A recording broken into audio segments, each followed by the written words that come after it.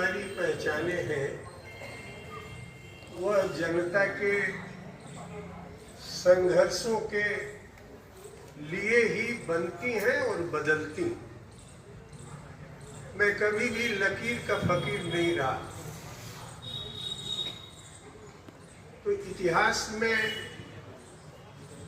उस दौर के साक्षी हैं हमारे अरुण जी। जब हम हॉस्टल में रहा करते थे, हमारा कमरा खुला रहता था। सभी सरोकारी लोग, विभिन्न विचारधारा के लोग हमारे यहाँ आते रहे और उस सब कमरा उनका स्वागत करता था। मैं आप लोगों से थोड़ा समाजवादी मित्रों से भी और गांधीवादी मित्रों से भी ये कहना चाहता हूँ कि अभी के दौर में हमने जो ये फैसला लिया है रोजगार और सामाजिक अधिकार अभियान का, यह किसी पुराने प्रयोगों की पुनरावृत्ति नहीं है। यह पुराने प्रयोगों से सीखी हुई एक नई राजनीतिक पहलकदमी और दिशा है। ये जो हमारी नई पीढ़ी के नौजवानों ने पूरे देश में आंदोलन खड़ा किया है, जहां एक गहरी हताशा थी लोगों में कि अब कुछ नहीं हो सकता, वहां मैं केरल से लेके जम्मू कश्मीर तक देखता हूँ, गुजरात से लेके नॉर्थ ईस्ट तक देखता हूँ, एक बड़े बदलाव की उम्मीद भी बनी है और लोग अपनी उम्मीद के साथ जनता के साथ खड़े होकर अपनी बात उठा रहे हैं। तो पहली बात मैं ये कहना चाहता हूँ, हर दौर के अपने अपने नारे होते हैं। पहला दौर था जब आजादी का दौर था, गांधी जी की बहुत लोग आलोचना कर सकते हैं, बहुतों की कई शिकायतें थी, कम्युनिस्टों की भी थी, अंबेडकर के विचार में रहने वाले लोगों की भी थी, यहाँ तक कि समाजवादियों में भी थी। लेकिन एक बात समझने की जरूरत है, हर दौर में उस दौर के लायक कौन सा नारा काम करता है। मैं दूसरे मुल्कों की बात नहीं कर रहा हूं, मैं कोई फ्रांस की क्रांति की बात नहीं कर रहा हूं, जारशाही के खिलाफ लड़ी गई रूस की क्रांति की बात मैं नहीं कह रहा हूं।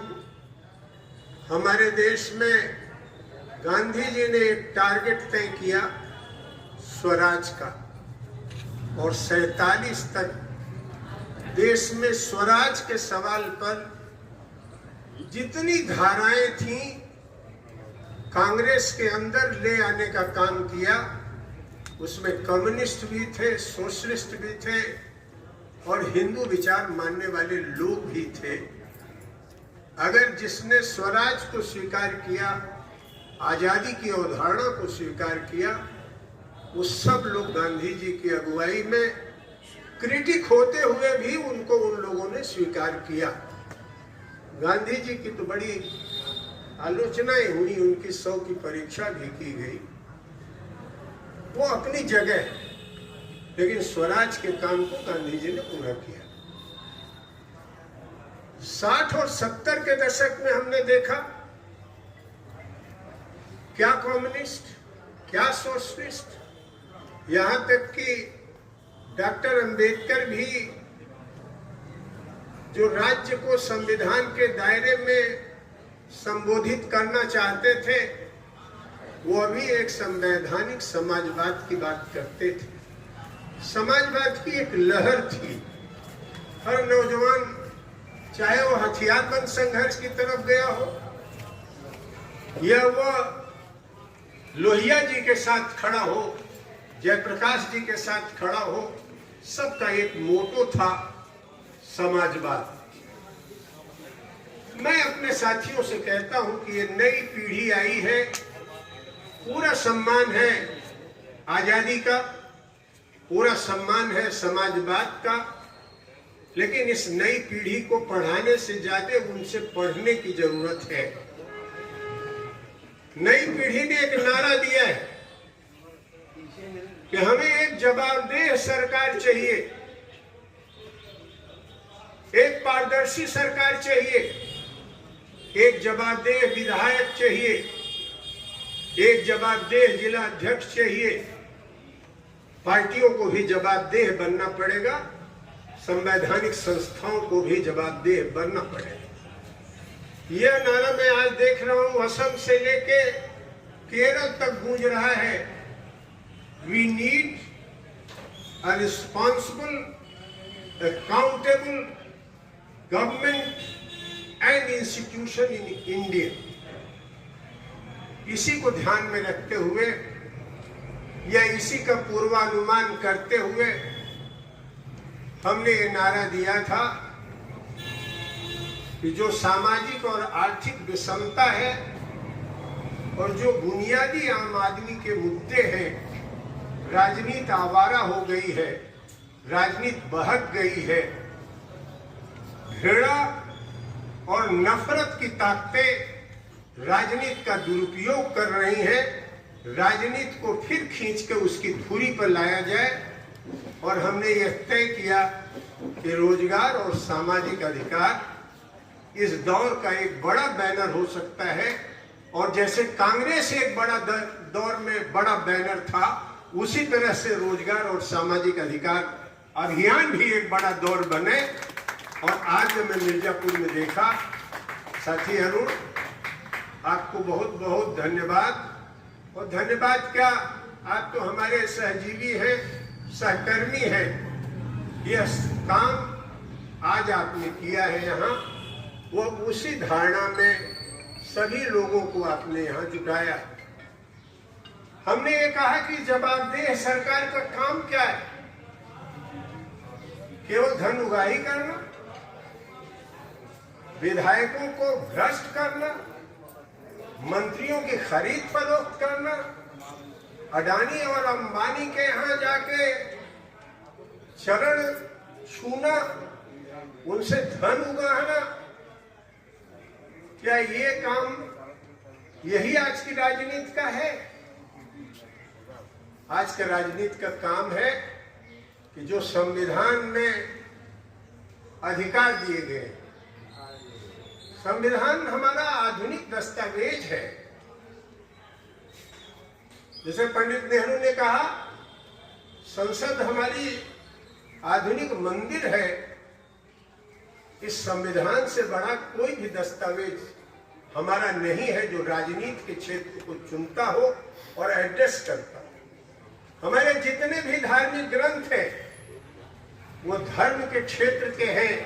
राजनीति में कभी भी दखल देने की बात हमारे यहाँ ऋषियों मनीषियों ने नहीं किया।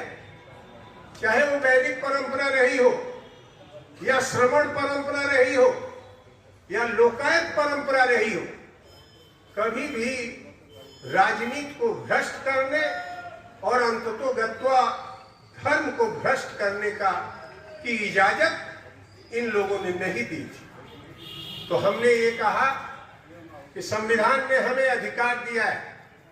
जो हमारा प्रियम्बल है, जो हमारा प्रस्तावना है, उसमें साफ साफ जस्टिस की अवधारणा है, इक्वालिटी, फ्रेटर्निटी और लिबर्टी की बात है, राइट टू वर्क है।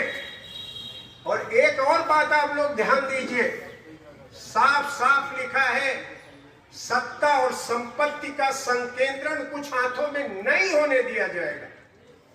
लेकिन आप अब देखते हैं कोरोना पीरियड में आज भी हमारी जो आम आदमी की आमदनी है वो गिर रही है। लेकिन कोरोना पीरियड में भी 200-250 घराने हमारे देश में थे और बाहर के मुल्कों के लुटेरे थे। उनकी अथाह पूंजी बनी, 30-30 गुना पूंजी उन लोगों ने बनाया। हमने कहा संविधान ने कहा है शिक्षा, स्वास्थ्य, रोजगार, ओल्ड एज पेंशन, और जिनके लिए छत नहीं है उनके लिए बसने और घर बनाने भर के लिए जमीन। ये हमारे कुछ बुनियादी अधिकार हैं, ये हमारे संविधान में दिए गए हैं। गांधी जी की भूमिका है, नेहरू जी की भूमिका है, समाजवादियों की भूमिका है, कम्युनिस्टों की भूमिका है, उस आंदोलन की भूमिका है। और डॉक्टर अंबेडकर ने उस संविधान के इन सवालों को जिस ढंग से पिरोया, आज भी वह एक जीवित अक्षर है, आज भी वह हमारा मार्गदर्शक है, हम उसको छोड़ नहीं सकते। तो हमने कहा कि ये जो सवाल है इनको हल करो, अगर नहीं कर रहे हो तो संविधान की अवहेलना हो रही है।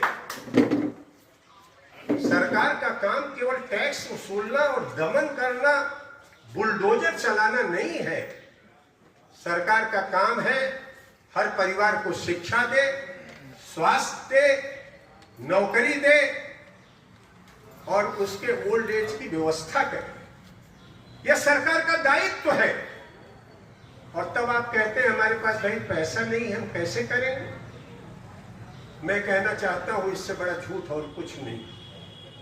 मैंने बताया हिंदुस्तान का एक कर्मचारी, एक मध्य वर्ग का आदमी जितना आयकर देता है, इनकम टैक्स देता है, हिंदुस्तान के कारपोरेट घराने उससे कम इनकम टैक्स देते हैं। हमारे देश में इनको पहले 34% टैक्स देना था। धन्य है मोदी जी और नैतिक शिक्षा देने वाले संगठन का मैं नाम नहीं ले रहा हूं, उनको 34% से 22% ला दिया गया। और गरीबों का इनकम टैक्स दो तरह से लिया जाता है, एक सीधा लिया जाता है और एक पीछे से लिया जाता है। आप कोई सामान खरीदो, दवा खरीदो, तंबाकू खरीदो, खाने वाली चीज खरीदो, आप टैक्स देते हो। लेकिन हिंदुस्तान का पूंजीपति नाम मात्र का टैक्स देता है। बहुत समय मैं आपका नहीं लेना चाहता। मैंने कहा कि भाई, और यही मैं कांग्रेस के भी लोगों से कहना चाहता हूं, जो दल है उनसे भी मैं कहना चाहता हूं कि भाई दुनिया भर में आप देख लो, कारपोरेट टैक्स इनका बढ़ाया जाना चाहिए। यह प्रस्ताव राहुल गांधी को लाना चाहिए, आम आदमी पार्टी को लाना चाहिए, अखिलेश को लाना चाहिए, विपक्ष की ताकतों को लाना चाहिए। क्यों 34 से 32 कर दिया, 22 कर दिया? आप इस सवाल का उनसे जवाब लीजिए। और मैंने कहा कि दुनिया में जापान से लेकर के जितने देश हैं दुनिया में, आप देखिए हर पूंजीपति अपनी कमाई में संपत्ति कर देता है, उत्तराधिकार कर देता है। हमारे देश का पूंजीपति एक पैसे भी संपत्ति कर नहीं देता। अगर वो 2% भी कर दे और जो हमारा कारपोरेट का घाटा है उसको बराबर ला दे, तो 15-20 लाख करोड़ रुपए की अर्थशास्त्रियों से हमने मूल्यांकन कराया भारतवर्ष में। जो हमारा 55 लाख करोड़ का बजट है वो 70-75 लाख करोड़ तक पहुंच जाएगा। हम शिक्षा, स्वास्थ्य, रोजगार अपने लोगों को दे सकेंगे, वेलफेयर स्कीम्स को हम लागू कर सकेंगे। तो हमारे इस जो ये तरुणाई ने, जिसकी अगुवाई डॉक्टर राम प्रकाश, सम्मी कुमार सिंह, राजेश सचान और अन्य हमारे साथी आदिवासी समाज के जो साथी हैं वो लोग कर रहे हैं। इन 9 सूत्री जो हमारी मांगे हैं, इस 9 सूत्री में तीसरी हमारी मांग है कि हिंदुस्तान के बड़े पूंजी घरानों के ऊपर संविधान सम्मत टैक्स लगाए जाए। मैं संविधान सम्मत की बात कह रहा हूं, संविधान ने जो डिक्टेट दिया है उसके तहत मैं कह रहा हूं। जापान तो 35% टैक्स देता है, ये तीसरी मांग। पहली बात जवाबदेह सरकार, दूसरी बात बुनियादी जो अधिकार है लोगों को संविधान में दिए गए हैं उन्हें पूरा करो, और अगर फंड नहीं है तो फंड के लिए मध्य वर्ग पर टैक्स बढ़ाना बंद करो, कारपोरेट को राहत देना बंद करो, उनके ऊपर टैक्स लगाओ। आप सोचो मैं कोई गलत बात कह रहा हूं? अगर यह काम भी सरकारें नहीं करा सकती तो किस बात की सरकार? अब दे दीजिए सीधे अंबानी अडानी को, जैसे आपने सब खर खादान सब दे दिया, खेत भी दे रहे। अब जरा सोचिए, मैं ये कहना चाहता हूं, जो पढ़े लिखे लोग हैं उनसे मैं कहना चाहता हूं, ये पूंजीपति बने कैसे? जो अडानी के पास 50,000 करोड़ रुपए से ज्यादा 2014 में नहीं था, आज 10 लाख करोड़ रुपए से ज्यादा कहां से कमा लिया? कैसे पूंजीपति बना? हमारी जमीन मिट्टी के दाम पर इनको दे दिया गया, हमारे खदान मिट्टी के दाम पर दे दिया गया, जंगल दे दिया गया, ये आपका गुजरात का कच्छ दे दिया गया, भागलपुर का 1000 बीघा लीची और खेती होने वाली जमीन को दे दिया गया, और वही पैसा इन सबों ने बैंक में रख करके बैंक से बड़े पैमाने पर पैसा ले लिया, और वो पैसा शेयर मार्केट में लगा दिया, और via Mauritius, via Singapore share का दाम बढ़ा दिया, और हमारे मध्य वर्ग के ने गाढ़ी कमाई से जो कमाया था उसको उसने अपने मुनाफे में बदल दिया। मैं ये पूछना चाहता हूं, ये शेयर मार्केट में कितना पैसा काला धन है? क्यों नहीं मॉरिशस के थ्रू, सिंगापुर के थ्रू जो पैसे काले धन आते हैं उसको तुम सफेद क्यों नहीं करने की बात करते हो? उनसे पूछो कि ये पैसे कहां से आए। अडानी के ऊपर अमेरिका में मुकदमा चल सकता है, लेकिन वाह मोदी जी आज तक उनके ऊपर उनको बचाने का काम करते हैं। तो मैं ये कहना चाहता हूं, ये आपकी संपत्ति है जिसके माध्यम से कारपोरेट बने हैं।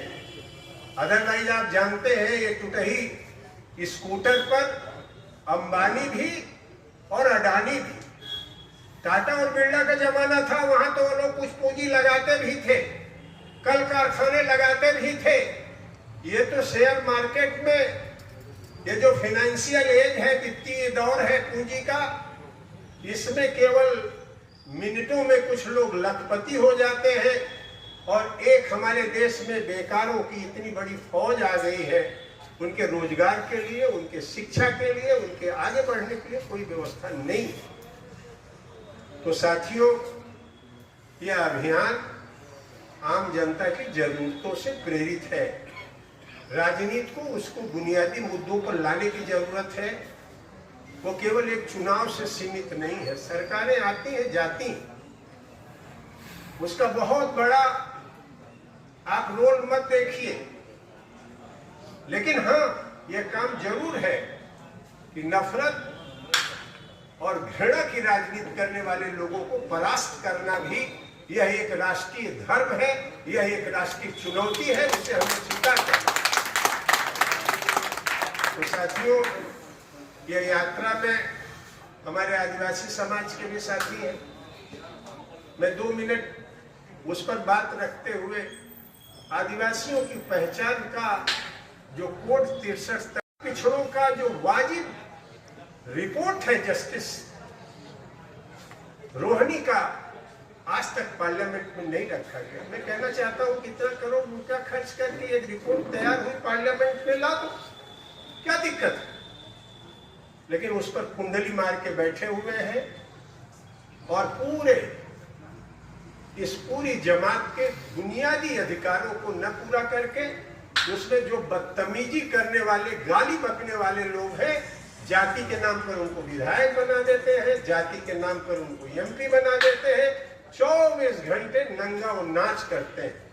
मैंने इनको अपने मंच पर देखा है। बीपी सिंह के जमाने में जब हम लोग आंदोलन किए तो ये ओम प्रकाश राजभर से लेके जितने भी लोग हैं आप जानते हैं, मैं उसके डिटेल में नहीं जाना चाहता। हमारे ही मन से इनकी साख बढ़ी, और जब साख बढ़ी तो इन्होंने अपना बाजार में मूल्य लगाया और आज खड़े होके जाति के नाम पर घृणा और नफरत वाले लोगों की सेवा करता है। लेकिन मैं कहता हूं कि ऐसे लोग भी हैं जो चाहते, कर्पूरी ठाकुर में यकीन करते, गरीब परिवार का आदमी, मुख्यमंत्री भी था लेकिन उसके नसीब में पक्का मकान नहीं था, अपने घर के लिए उसने पैसा नहीं कमाया। तो देखिए कल की राजनीति शुरू की है, कितनी जल्दी कितनी गाड़ियां आ जाएंगी आप देख ही नहीं पाएंगे। तो मार्केट हो गई, राजनीति पूरी मार्केट हो गई। तो हम इस नई पीढ़ी पर और जो उन नई पीढ़ी के साथ जुड़े हुए लोग हैं उन पर मैं विश्वास करता हूं, और इस विश्वास के साथ यहाँ से जो भी हमारे साथी पहुंच रहे हैं आपके गोपीगंज में, जो हमारे साथी बाहर से भी हैं, इन साथियों के जो साइकिल की यात्रा, साइकिल कम होने की वजह से साइकिल की व्यवस्था ठीक टाइम पर नहीं हो पाई, तब भी जो 10, 15, 20 नौजवान हैं और कुछ मोटरसाइकिल से हैं, उनके साथ हम लोग भी चलेंगे। हमारे साथ जो आए हुए लोग हैं उनसे भी मैं कहूँगा, और सभी साथियों को अगले पड़ाव के लिए शुभकामना देते हुए जो साथी चले, राजपूत ढाबा में उनके साथ हम चाय पिएंगे और उनको हम विदा करेंगे। यह कहते हुए मैं अपनी बात समाप्त करता हूँ।